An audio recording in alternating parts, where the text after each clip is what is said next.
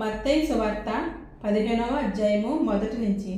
ఆ సమయమున యెరూషలేము నుండి శాస్త్రులను పరిసయ్యులను యేసునొద్దకు వచ్చి, నీ శిష్యులు చేతులు కడుగుకొనకుండా భోజనం చేయుచున్నారే, వారెందు నిమిత్తం పెద్దల పారంపర్యాచారమును అతిక్రమించుచున్నారని అడిగిరి.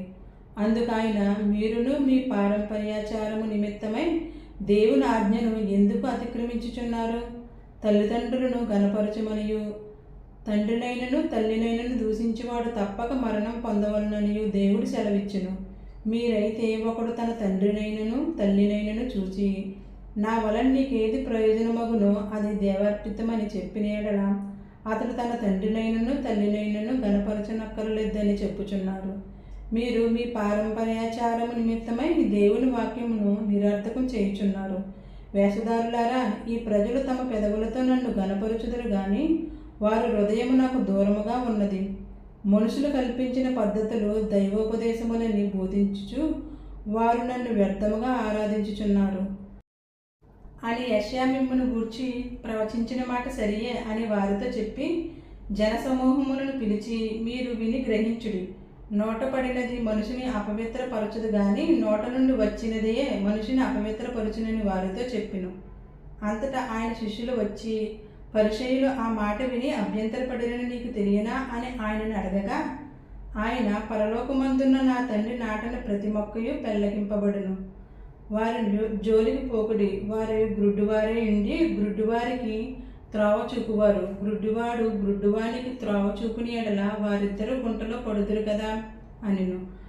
అందుకు పేతురు, ఈ ఉపమాన భావం మాకు తెలుపమని ఆయనను అడగగా, ఆయన, మీరును ఇంతవరకు అవివేకులై ఉన్నారా? నోటులోనికి పోవునిదంతయు కడుపులో పడి బహిర్భూమిలో విడవబడును గాని నోట నుండి బయటకు వచ్చినవి హృదయములో నుండి వచ్చును. ఇవే మనుషుని అపవిత్రపరుచునని మీరు గ్రహింపరా? దురాలోచనలు, నరహత్యలు, వ్యభిచారములు, వేశ్యాగామనములు, దొంగతనములు, అబద్ధ సాక్ష్యములు, దేవదూషణలు హృదయములో నుండియే వచ్చును. ఇవే మనుషుని అపవిత్రపరచును గాని చేతులు కడుగుకొనక భోజనం చేయుట మనుషుని అపవిత్రపరచదని చెప్పును. యేసు అక్కడి నుండి బయలుదేరి తూరు సీదోనుల ప్రాంతములకు వెళ్ళగా, ఇదిగో ఆ ప్రాంతముల నుండి కనాను స్త్రీ ఒకటి వచ్చి, ప్రభువా, దావీదు కుమారుడా, నన్ను కరుణింపుము, నా కుమార్తె దెయ్యము పెట్టి బహు బాధపడుచున్నదని కేకలు వేసెను. అందుకు ఆయన ఆమెతో ఒక మాటైనను చెప్పలేదు. అప్పుడు ఆయన శిష్యులు వచ్చి, ఈమె మన వెంబడి వచ్చి కేకలు వేయుచున్నది కనుక ఈమెను పంపివేయమని ఆయనను వేడుకొనగా, ఆయన, ఇజ్రాయేలు ఇంటివారై నశించిన గొర్రెల యొద్దకే గాని మరి ఎవరి యొద్దకును నేను పంపబడలేదనెను. ఆయనను ఆమె వచ్చి ఆయనకు మ్రొక్కి, ప్రభువా, నాకు సహాయం చేయమని అడిగాను. అందుకు ఆయన, పిల్లల రొట్టె తీసుకుని కుక్క పిల్లలకు వేయటం యుక్తం కాదని చెప్పగా, ఆమె, నిజమే ప్రభువా, కుక్క పిల్లలు కూడా తమ యజమానుల బల్ల మీద నుండి పొడు ముక్కలను తినను కదా అని చెప్పెను.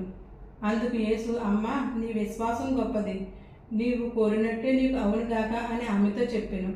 ఆ గడిలోనే ఆమె కుమార్తె స్వస్థత నొందెను.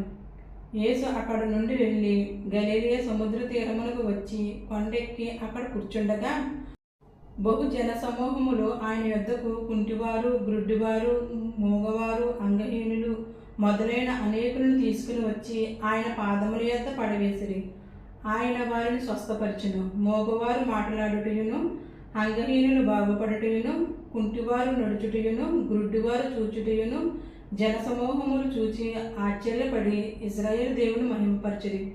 అంతటా యేసు తన శిష్యులను పిలిచి, ఈ జనులు నేటికి 3 దినముల నుండి నా యొద్దనున్నారు. వారికి తిననేమీ లేదు గనుక వారి మీద కనికరపడుచున్నాను.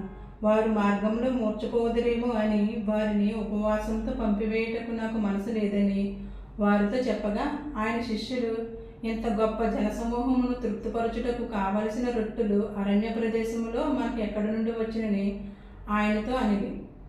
యేసు, మీ యొద్ద ఎన్ని రొట్టెలు ఉన్నవని వారిని అడగగా, వారు 7 రొట్టెలను కొన్ని చిన్న చేపలను ఉన్నవని చెప్పిరి. అప్పుడు ఆయన నేల మీద కూర్చుండుడని జనసమూహమునకు ఆజ్ఞాపించి ఆ 7 రొట్టెలను ఆ చేపలను పట్టుకుని కృతజ్ఞతాస్తుతులు చెల్లించి వాటిని విరిచి తన శిష్యులకు ఇచ్చెను. శిష్యులు జనసమూహమునకు వడ్డించిరి.